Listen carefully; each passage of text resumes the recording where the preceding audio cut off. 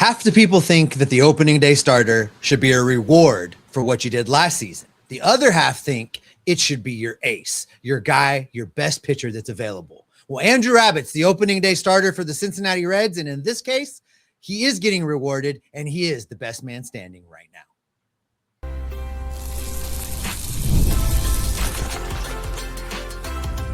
You are Locked On Reds, your daily Cincinnati Reds podcast. Part of the Locked On Podcast Network, your team every day.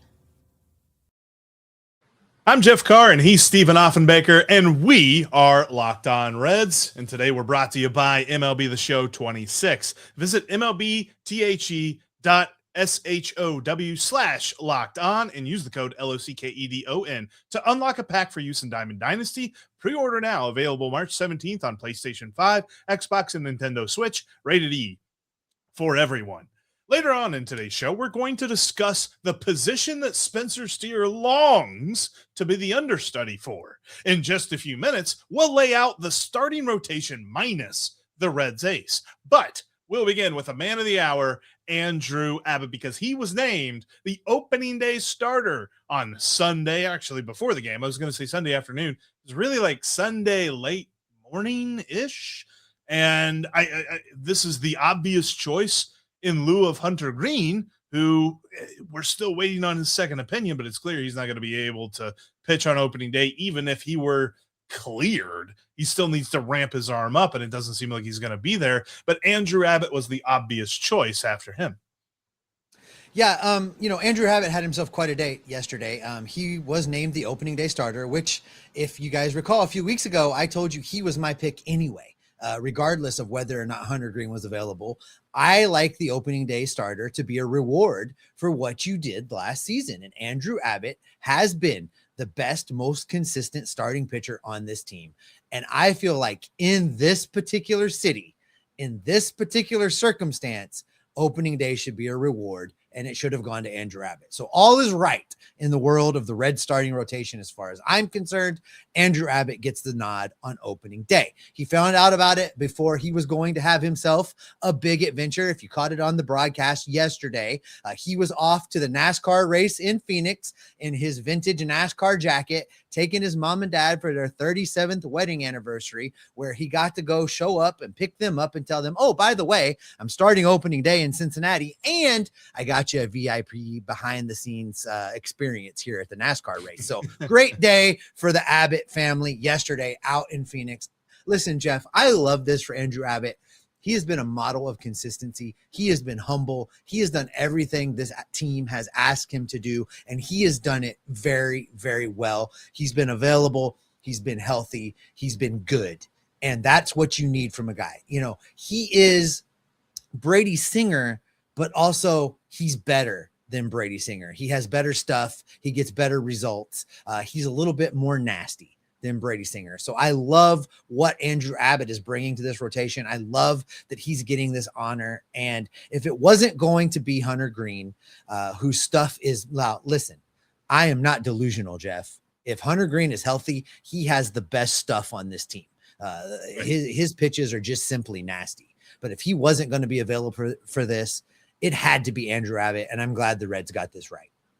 Well, and you made the right point. Like he doesn't have that precursor before his talents. We don't have to say, when Andrew Abbott is available or if he is available, because he's available.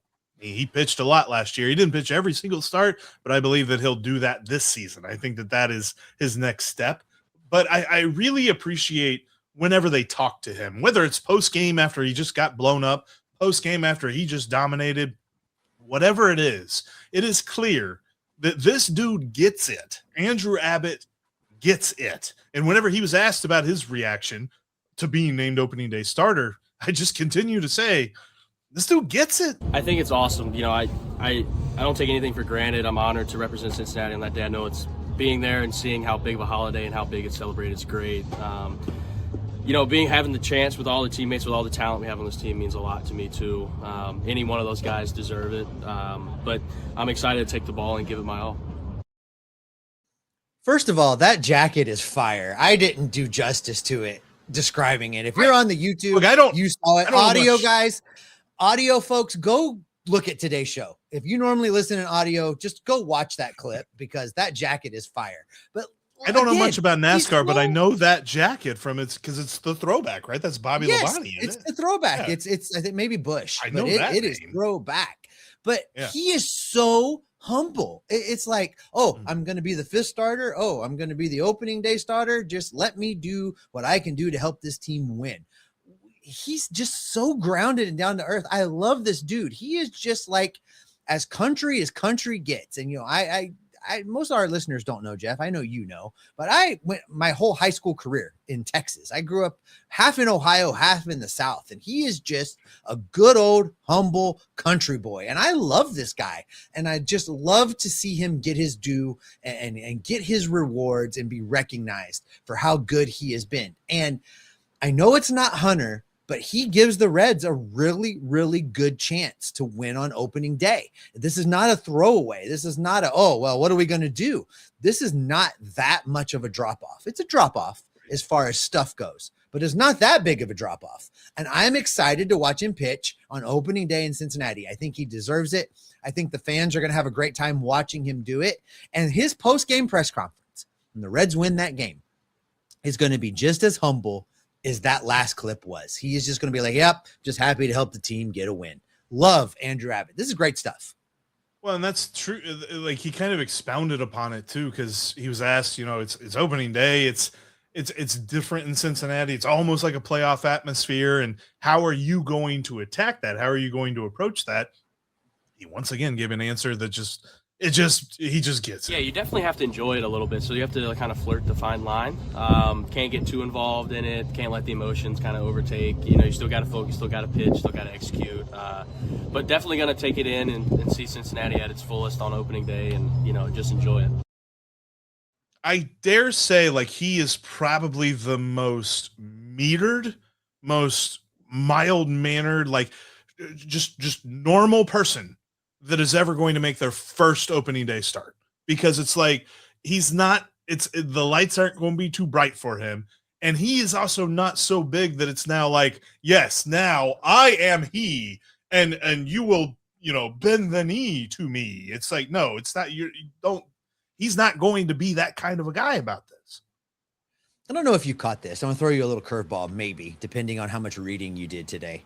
But do you know who the last Red starting pitcher was that made back-to-back opening day starts? Was it Aaron Harang? No, it didn't go back that far, did it? It was not. Johnny Cueto is the last Cincinnati Reds starting pitcher, I think 15 and 16. I think 14, 15, like somewhere in there, to make back-to-back opening day starts. It's been a long time since Cincinnati has had a starting pitcher that made multiple opening day starts.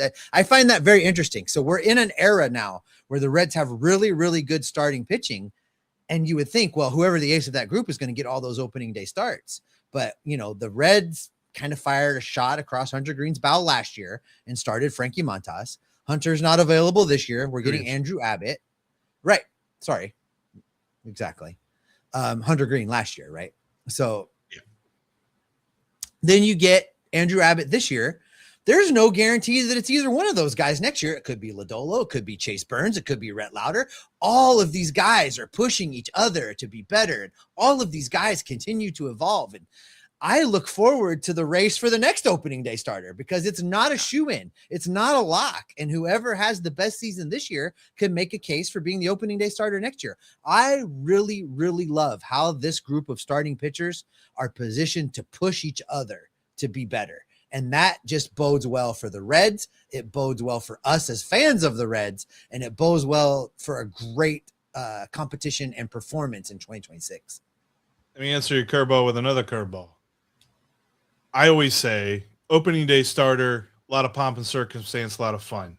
The most important starter is game one of the playoffs.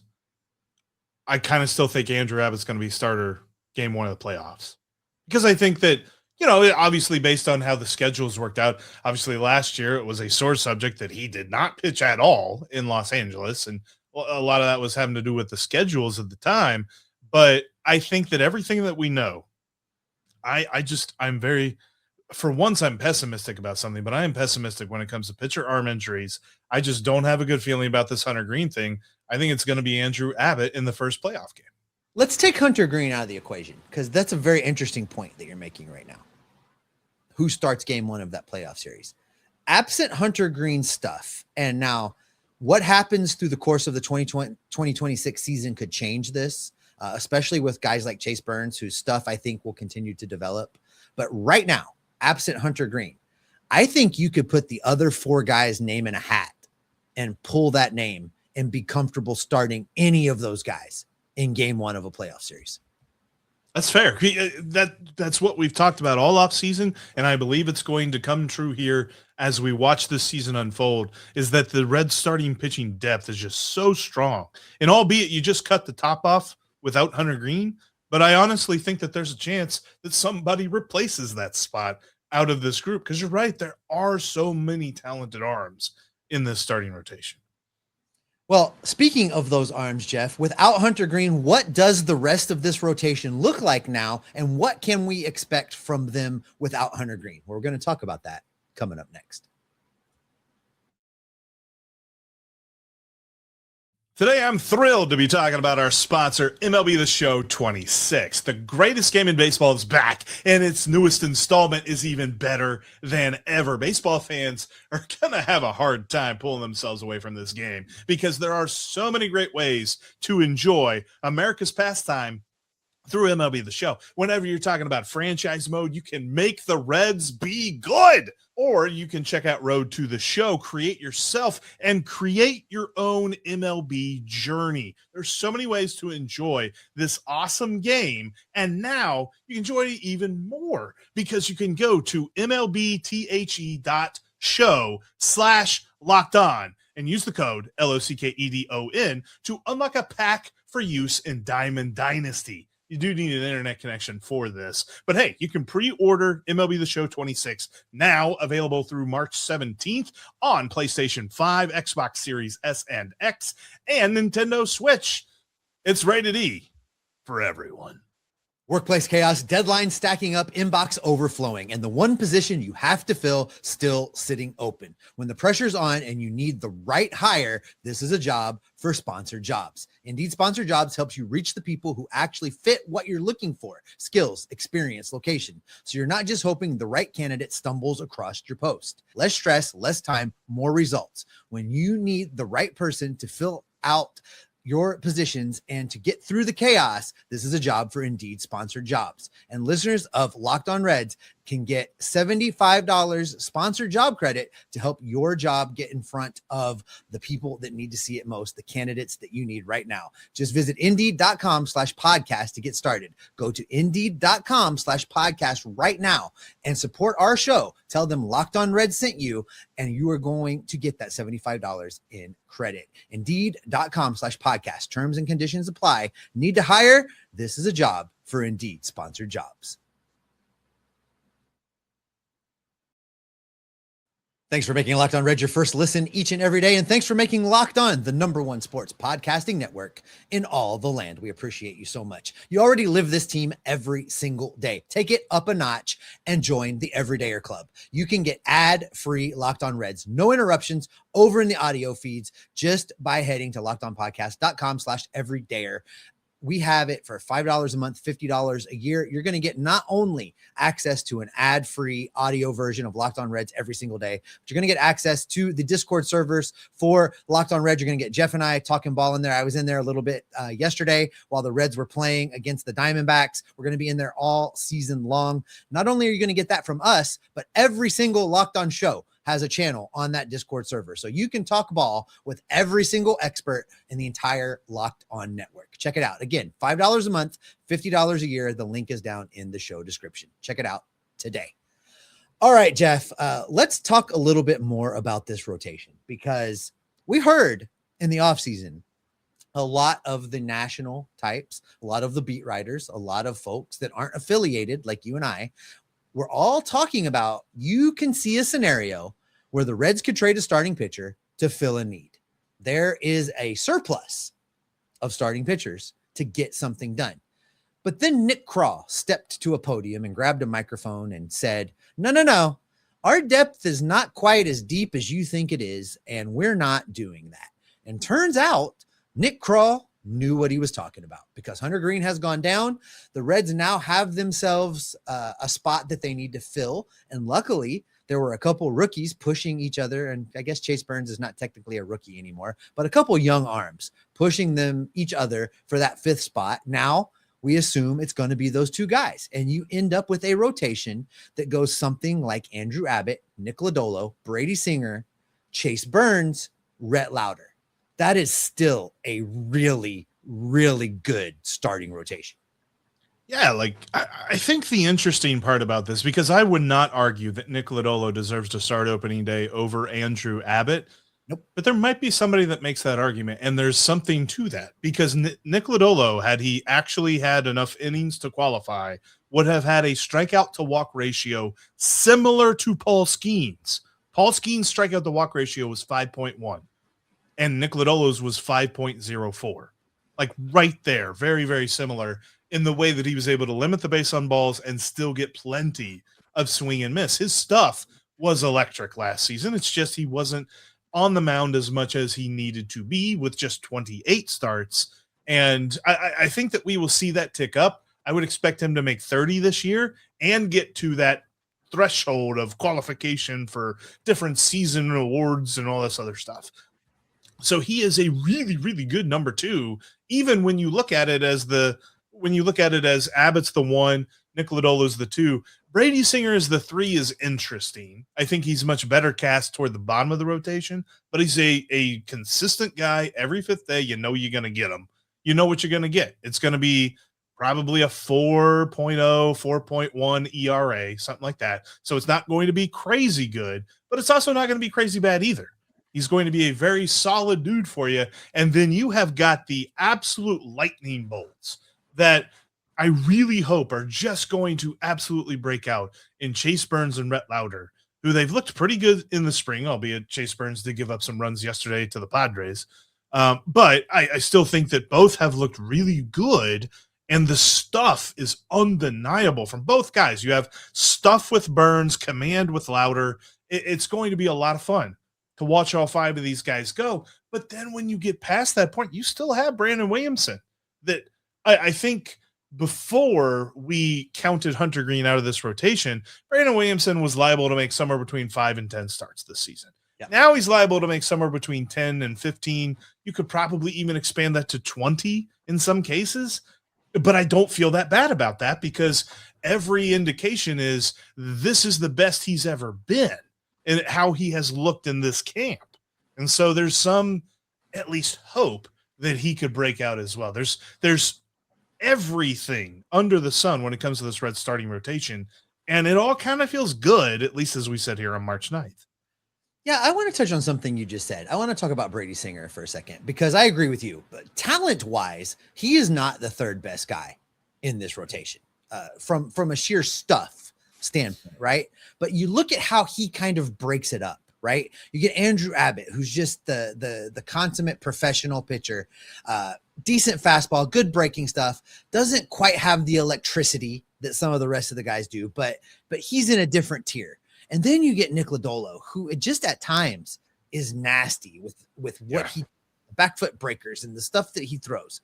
And it's not quite the electricity that is Hunter Greene, but it's pretty nasty. And then you drop Brady Singer in the 3 spot. The consummate professional, the veteran calming presence in the middle of that rotation that just kind of knows how to pitch. And you get him right there in the middle and you come out of that start and then you get just absolute fire in Chase Burns and Rhett Lowder. You just pure electric stuff. I like how Brady Singer breaks that up, especially if it comes where you're facing the same team on a day that Singer pitches followed by a Burns or a Lowder, where it's just a totally different look. I think that is advantage Reds because it keeps the hitters a little discombobulated, and I like that. So I like Brady Singer in the middle. I like the way this rotation is structured. To your point on Brandon Williamson, 10 to 15 sounds right to me. And I continue to struggle, Jeff, with what is the best way to manage the innings on Burns and Lowder so that they're both still available when you get to a postseason run. And there's been thoughts of, well, maybe you shut somebody down in July or you shut somebody down for an extended period of time. What if you have Brandon Williamson ride the shuttle bus between Louisville and Cincinnati, and you have each of those guys skip a turn a month? Mm-hmm. One turn a month. You pack all of that onto the back end of the season. That leaves them plenty in the tank for the postseason and leaves Brandon Williamson available to be a long man, swing man in your bullpen during a playoff run. And you have all of these amazing arms available in October. I think there's a way to manage this so that everybody can still pitch when the playoffs arrive. So I was doing a little rudimentary math on my fingers, and I was thinking if you make 3 starts, if you're Chase Burns or Rhett Lowder, and those guys make 3 starts a month, that puts them at 18 starts through the season. And I think that would be the perfect scenario to keep them fresh enough for the playoffs. So I think there's something to that. I don't know, does Williamson alone do that, though? Would you have to have Chase Petty take Chase some Petty's of those starts? So good. Yeah. Good. I'm glad you went there because that's the other piece of this. Chase Petty's going to have to take 5 to 10 starts because, we don't know if Singer or Lodolo or Abbott's going to have to miss a turn. That's where Chase Petty comes in because you still have to be able to fill those other innings as well. But you have the arms to do this, and you have the arms that if you manage this strategically from opening day, you can't start managing this in July or August. You have to manage this from opening day, and you can land yourself in a place where you have a tremendous advantage going into a postseason series with all of these amazing arms available. All 5 of those guys aren't going to be needed in a division series. You could find yourself in a scenario where you're starting Hunter Greene, Nick Lodolo, and Andrew Abbott, and you have Burns, Lowder, Williamson, Singer, all available in the bullpen. Like there are a lot of amazing arms that could be available in a division series as long as the Reds manage it smartly from day one. And I want to take it back to the top of the rotation as we finish out this segment too, because I think everyone's like, okay, fine. The depth is nice, but it still feels like the Reds have kind of been cut off at the top. How do they make good with that? Well, there was a guy who led this team in WAR, pitching WAR for the season last year. And he was Hunter. No, he was Nick. No, he was the opening day starter, Andrew Abbott. And there were 3 guys that had complete game shutouts on this team, but only one of them had 2 complete games last year. It was Hunter. No, no. Oh, his opening day. No, it wasn't Hunter. No, it was Nick Lodolo. Yep. So we're talking about the 2 best pitchers on this team last year. Technically, when it comes to long-term statistics for the season, it was Andrew Abbott and Nick Lodolo. And so I think that we tend to underrate them because their stuff doesn't play up as well as Hunter's does. But I think at the end of the day, they are every bit the pitchers that we can rely on to lead this starting rotation. And I am not worried about them at all. Yeah, I totally agree with you. And the innings eater portion of this is a great point, Jeff. We're talking about a rotation last season. Andrew Abbott, 5.6 in WAR. Nick Lodolo, 4.9 in WAR. Hunter Greene in 19 starts, 4.4 in WAR. Brady Singer, 3.1 in WAR in the middle of this rotation, being the most unimpressive guy in the group. And who knows what Chase Burns and Rhett Lowder can do in a whole season's worth of work. Could they set a record? Could they set a record in 2026 for a group of starting pitchers and WAR? I think it's possible. We're going to look that up. Franchise for sure. Yeah, we'll look that up for the next one as far as like franchises is concerned and Major League Baseball. But I think it'll be tough for Major League Baseball, but definitely for the franchise, I think that is possible because I feel really confident in this starting rotation, even with the loss of Hunter Greene. All right, Steve, coming up next, Spencer Steer has told us his ambition, the position that he wants to be the number 1 backup for. And it's a little bit surprising. We'll talk about that next. Hey, this is Jeff Carr from Locked On Reds. And I've reached the point in my life where my wife and I are looking toward the future. We've got the house. We've got the career. We even have an awesome dog. But now we need to secure that future. That's where ethos comes in for us. When I look at this insurance or that insurance and I try to pick one, I might as well be reading an entirely different language. Ethos clears up the noise and gets me set up with exactly what I need, because ethos makes getting life insurance fast and easy, and it's 100% online. You can get a quote in seconds, apply in minutes, and get same-day coverage. Protect your family with life insurance from Ethos now by going to ethos.com/lockedonmlb. In as little as 10 minutes, you can get a free quote and up to $3 million in coverage at ethos.com/lockedonmlb. That's ethos.com/lockedonmlb, ethos.com/lockedonmlb. Application times and rates may vary. Whether it's breakout rookie or a division race that goes down to the wire, there's nothing like being in the ballpark for it. And that's where Game Time comes in. Jeff and I tell you about Game Time all the time. We love this app. We both use it every time we're heading down to the ballpark. We find ourselves a spot. We grab a little something to eat, a little something to drink. And as we get closer to first pitch, we log into the Game Time app and we watch those prices drop.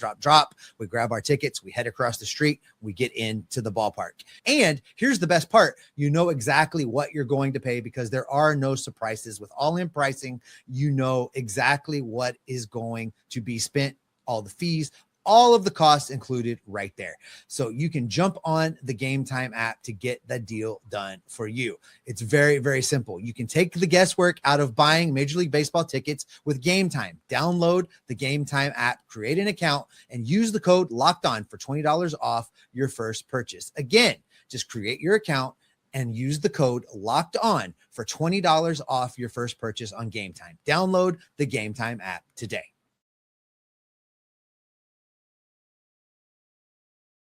We've got you covered every single day here on the Locked On Reds podcast. All Cincinnati Reds all the time as we go through spring training, get you ready for opening day. Make sure you subscribe and make sure you follow us on the Locked On Reds Everydayer Club. Go to lockedonreds.supercast.com to learn more.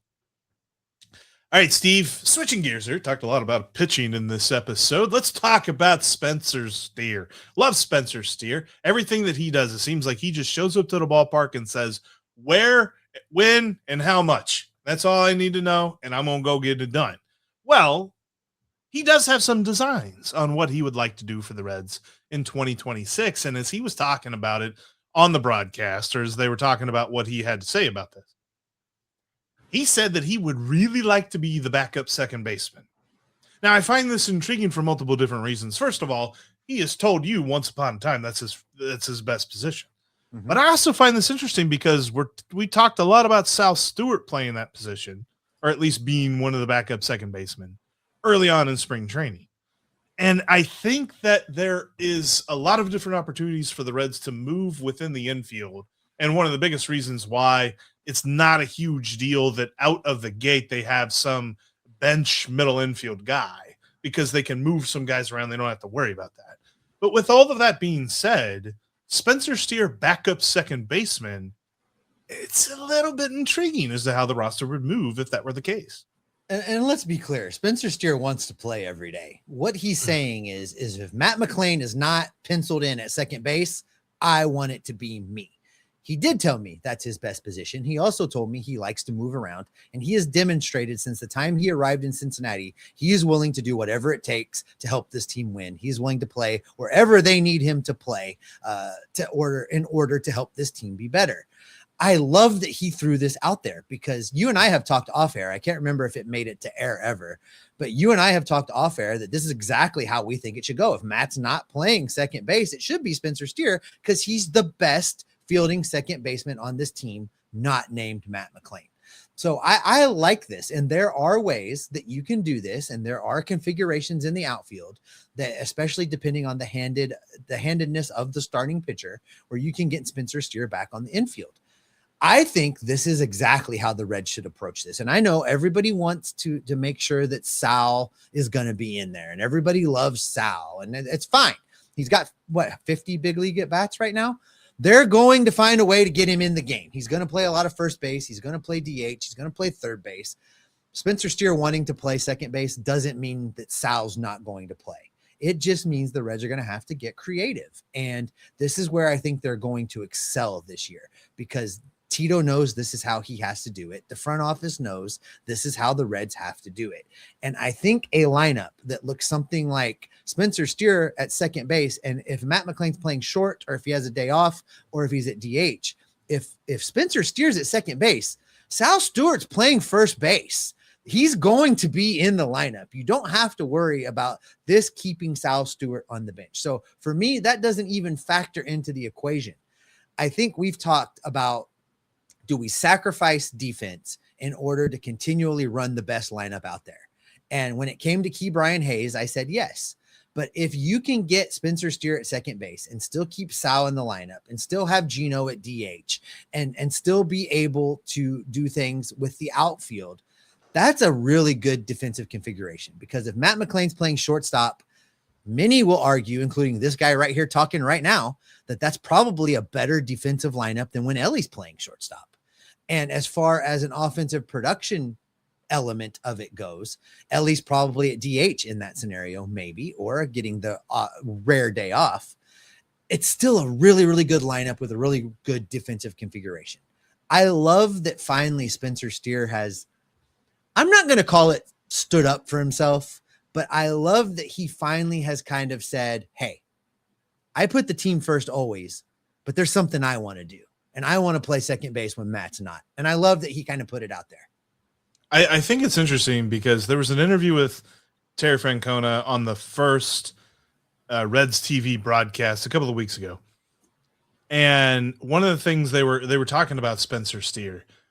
And Terry Francona mentioned, he's just there's been times where I've literally asked Spencer Steer, are you being serious right now? Because he's most guys are not as just unselfish as Spencer Steer is. Because he'll tell, Tito said I would tell him what's going to happen. He'd be like, cool. He'd be like, yeah, you're cool. Yeah, good.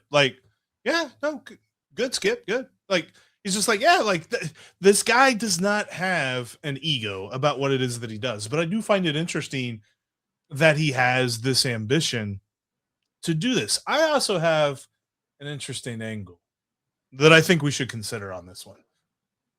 Connect the dots with me here, because I think they're having a hard time telling Ellie De La Cruz he doesn't get to play 162 ball games this year. Because I think he wants to play 162 ball games every single year. And as well as every single baseball player should. But I think that they are convincing him by Steer stepping up and saying, look, dude, I love second base. Matt's going to play short fine. The day that you get to sit on a bench, everything's covered. Take a chill pill, man. Just absolutely relax and actually have a day off, because he never had that last year. And so I think that would be so beneficial.